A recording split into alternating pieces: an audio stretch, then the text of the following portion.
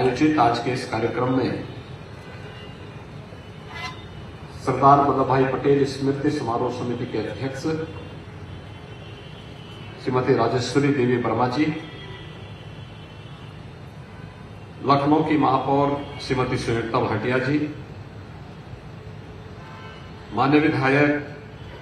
श्री शशांक वर्मा जी, माननीय विधायक श्री आशीष सिंह आशु जी, विधान परिषद सदस्य श्री अवनीश सिंह जी, स्मारक समिति से जुड़े हुए सभी पदाधिकारीगण और उपस्थित भाइयों बहनों, आज भारत माता के महान सपूत लौह पुरुष सरदार वल्लभ भाई पटेल जी की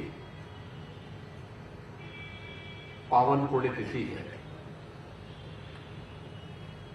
आज ही के दिन 1950 में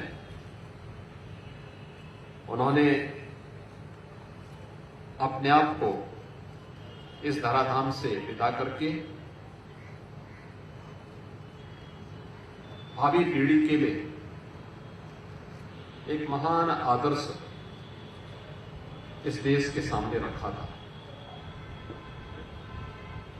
हम सब जानते हैं कि लौह पुरुष सरदार वल्लभ भाई पटेल एक महान स्वतंत्रता संग्राम सेनानी थे।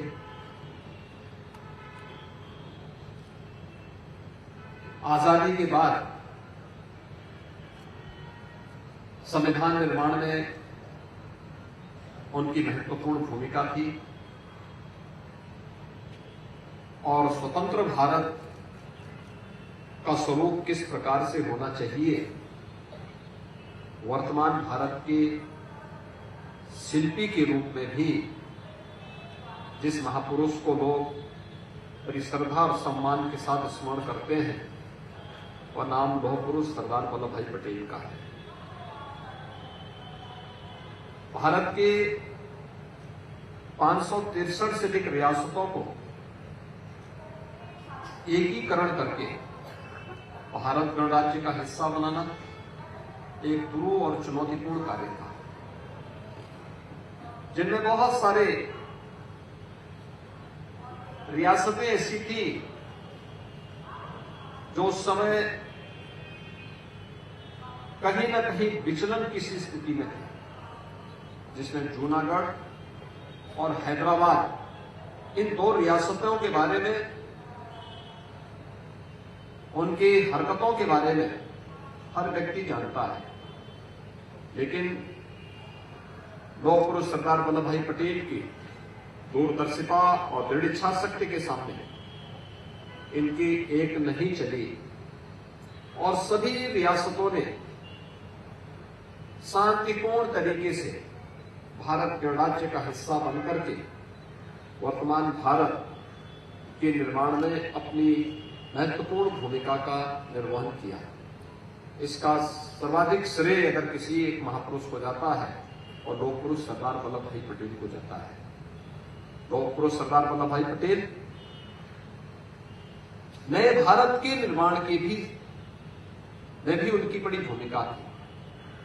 शिक्षा के क्षेत्र में क्या सुधार होना चाहिए आजादी के बाद, कृषि के क्षेत्र में क्या सुधार होना चाहिए, पशुधन की क्या भूमिका हो सकती है, अन्नदाता किसानों के जीवन में परिवर्तन लाने में, यह कार्य भी आजादी के तत्काल बाद सरदार वल्लभ भाई पटेल ने इस पूरे कार्यक्रम को भी आगे बढ़ाने के लिए उस समय आह्वान किया था। उनके द्वारा आजादी की लड़ाई के दौरान और आजादी की लड़ाई के बाद जिस प्रकार की भूमिका का निर्वहन किया गया, वो आज भी प्रासंगिक है, हम सब के लिए प्रेरणादायी है। आज उनकी पावन पुण्यतिथि है। मैं इस अवसर पर उनकी स्मृतियों को नमन करते हुए प्रदेश शासन की ओर से लौह पुरुष सरदार वल्लभ भाई पटेल को विनम्र श्रद्धांजलि अर्पित करता हूं और हम सब इस संकल्प के साथ में कि भारत की एक और अखंडता के लिए उनके द्वारा किए गए योगदान को हम सदैव स्मरण करते हुए अपनी वर्तमान और भावी पीढ़ी को भी उससे प्रेरित करते रहेंगे। मैं एक बार फिर से लौह पुरुष सरदार वल्लभ भाई पटेल जी को नमन करते हुए प्रदेश शासन की ओर से उन्हें विनम्र श्रद्धांजलि अर्पित करता हूं और स्मारक समिति को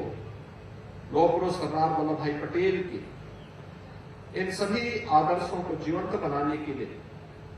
इनके द्वारा निरंतर कार्यक्रम किए जाते हैं, इसके लिए धन्यवाद देते हुए अपनी वाणी को विराम देता हूं। जय हिंद।